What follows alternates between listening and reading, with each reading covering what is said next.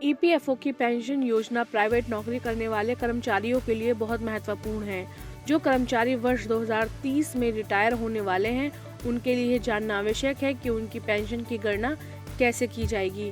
Pension की अंतिम राशि मुख्य रूप से 3 बातों पर निर्भर करती है: नौकरी के कुल वर्ष, अंतिम वेतन और ईपीएफओ के मौजूदा नियम।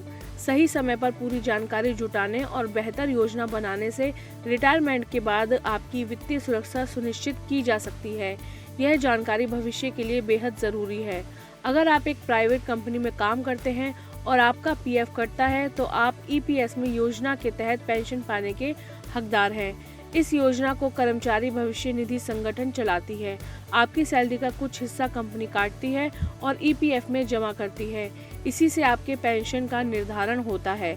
साथ ही साथ कंपनी भी आपके हिस्से के बराबर आपके पीएफ में योगदान देती है, लेकिन उसका एक हिस्सा ईपीएस यानी एम्प्लॉयर्स पेंशन स्कीम में जाता है। अगर आप एक निश्चित समय तक नौकरी करते हैं और आपका पीएफ कटता है, तो आप एक उम्र के बाद पेंशन पाने के योग्य हो जाते हैं।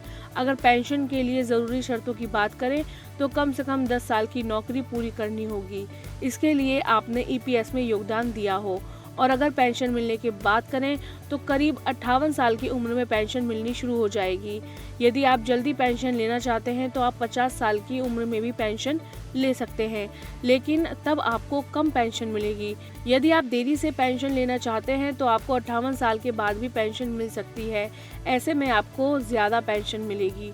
आपको बता दें कि आपकी पेंशन योग्य सर्विस जितने साल आपने ईपीएस में योगदान दिया है, इसके आधार पर आपकी पेंशन तय होती है। ईपीएफओ आपकी नौकरी के साल और आपकी सैलरी के इतिहास के आधार पर सही पेंशन राशि की गणना करता है।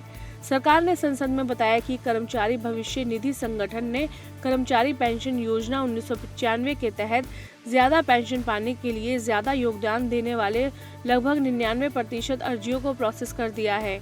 श्रम और रोजगार राज्य मंत्री शोभा करंदलाजे ने लोकसभा में एक लिखित जवाब में कहा कि ईपीएफओ ने 4 नवंबर 2022 के सुप्रीम कोर्ट के फैसले में दिए गए निर्देशों को तय समय सीमा के अंदर लागू करने के लिए कदम उठाए हैं। केंद्रीय श्रम और रोजगार मंत्रालय ने साफ किया है कि 21 नवंबर को सोशल सिक्योरिटीज कोड और 3 अन्य कोड लागू होने के बाद प्रोविडेंट फंड में मालिकों और कर्मचारियों का 15,000 रुपए की तय मासिक वेतन सीमा से ज्यादा का योगदान स्वैच्छिक है।